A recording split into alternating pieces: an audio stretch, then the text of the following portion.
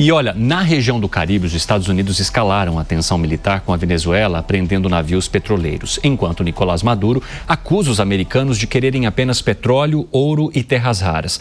Contamos para vocês, na Europa, a Rússia realizou ataques pesados contra a capital da Ucrânia, Kiev, enquanto Volodymyr Zelensky se reúne com Donald Trump para negociar o fim do conflito. Para a gente falar sobre tudo isso, eu quero receber agora o professor de Relações Internacionais e coordenador do Observatório de Negócios Internacionais da PUC Paraná, João Alfredo Niegrai. Professor, seja muito bem-vindo, é um prazer recebê-lo. Obrigado por nos atender neste domingo.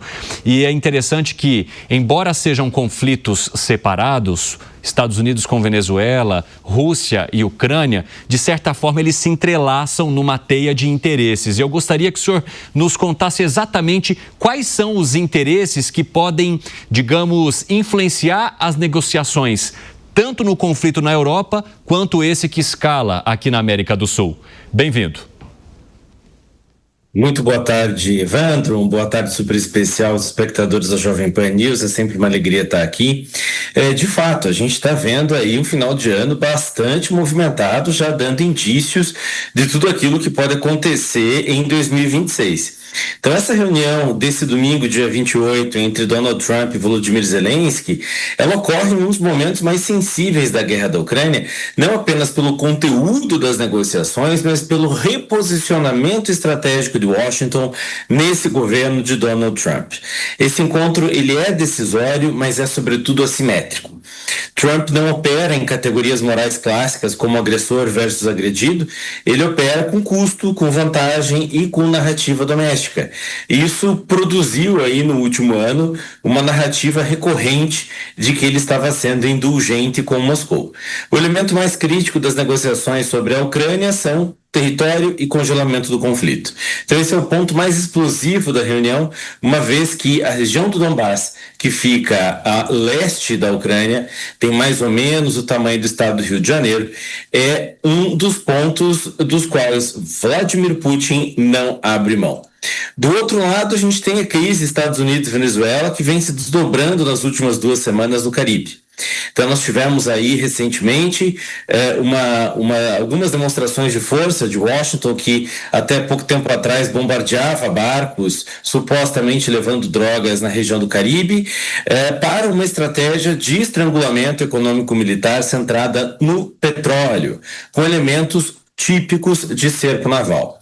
Enquanto o ditador Nicolás Maduro tenta reposicionar o conflito como uma disputa colonial por recursos, o que a gente vê é um tabuleiro em que cada movimento tático produz efeitos estratégicos imediatos.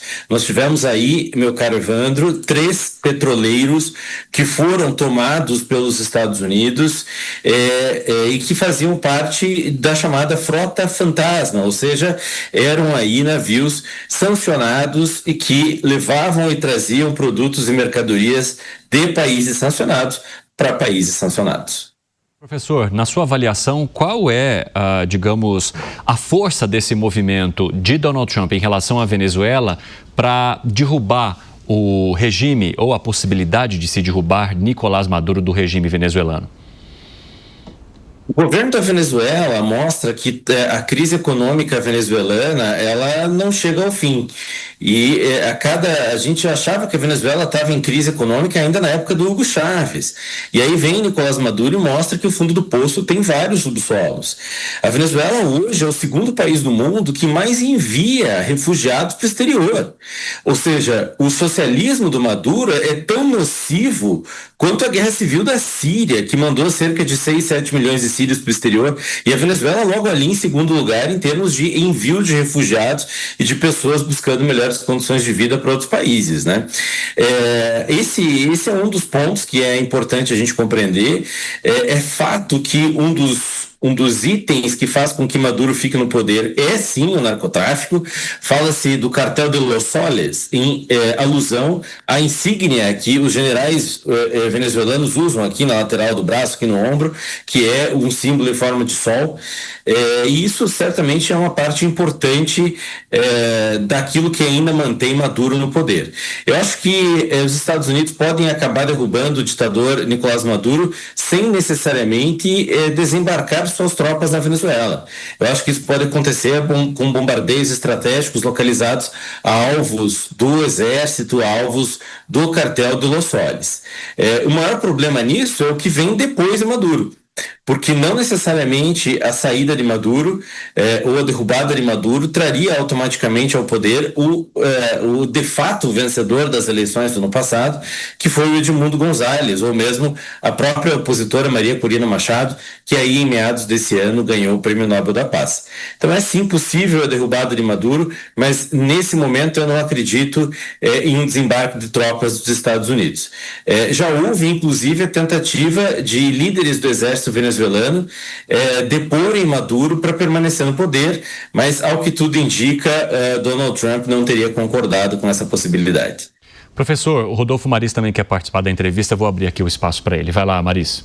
Professor, boa tarde. Olha só, nós sabemos que invadir a Venezuela por meio terrestre, por terra, seria praticamente inviável, né? E o senhor, nas declarações agora, disse que a tropa pousaria ali na Venezuela. Duas perguntas em relação às próprias falas do senhor. A primeira é: o que Donald Trump aguarda de verdade para que essa invasão à Venezuela ou a retirada desse ditador do poder, eu me refiro a Nicolás Maduro, seja efetuada? E segundo, qual seria o grande motivo de verdade por trás dessa invasão ou da retirada de Nicolás Maduro do poder por Donald Trump? Muito boa tarde, Rodolfo. São boas perguntas, excelentes perguntas para a gente entender o quadro geral. O primeiro ponto é que qualquer ataque que seja feito à Venezuela vai iniciar com bombardeios esporádicos e não necessariamente com um desembarque de tropa. Há um desequilíbrio absurdo entre o que são as forças estadunidenses e o que são as forças de Maduro. Inclusive, nos últimos 2 a 3 meses, nós chegamos a ver imagens da tentativa de treinamento de civis num despreparo absoluto das forças militares, que chegou a ser, assim, em vídeos até jocosos de Maduro tentando demonstrar como conseguiria permanecer no poder e como conseguiria enfrentar os Estados Unidos, algo que não faz sentido nenhum. O que os Estados Unidos estariam esperando seria tentar aí primeiro esse estrangulamento econômico. Nós estamos vendo aí as imagens do desembarque dos fuzileiros nos petroleiros, porque afinal de contas é o envio desse item ao exterior que mantém Nicolás Maduro no poder. Então há a tentativa de um estrangulamento econômico e de que os próprios venezuelanos façam a retirada de Nicolás Maduro do poder. E o segundo ponto, a segunda resposta, é o que os Estados Unidos verdadeiramente querem com isso, e essa resposta tem nas commodities energéticas o seu motivo mais amplo, né? Desde que a Rússia invadiu a Ucrânia lá em 2022, nós tivemos um aumento exponencial do valor do petróleo, das commodities de energia de maneira geral. E a Venezuela tem as maiores reservas de petróleo do mundo.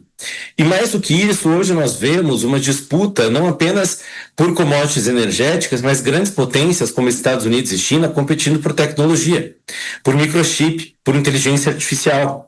E para fazer microchips, para fazer tudo aquilo que permite a inteligência artificial funcionar, são necessários minerais e terras raras que a Venezuela também tem.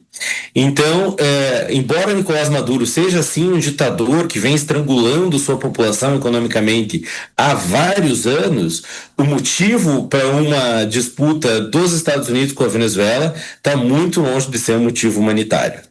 Agora, professor, eu queria falar um pouquinho também sobre essa situação envolvendo a Ucrânia e o quanto ela tem buscado no apoio europeu uma possibilidade ou digamos, na pressão europeia e de outros países, uma possibilidade de sanar esse conflito. Mas a gente já percebeu que a Rússia não se incomoda nem com sanções, muito menos com pressões políticas ou diplomáticas. Que desfecho que o senhor vê para essa história, se é que é possível falar em um desfecho depois de tantos anos? Excelente observação, meu caro Evandro. Acho que a guerra da Ucrânia tem funcionado como um dos laboratórios estratégicos do século XXI, né? Não só para a Rússia, mas para outras potências, até mesmo como a China. A variável central nesse momento é até onde vai a disposição do Ocidente de pagar os custos da guerra da Ucrânia. A gente tem que observar atentamente 3 fatores. Primeiro, o fator da fadiga política, que envolve tanto os Estados Unidos quanto a Europa. Eleições, polarização, mudança de governo, e isso vem trazendo e vem se tornando alvo de debate a questão da Ucrânia. Segundo ponto, uma fadiga fiscal.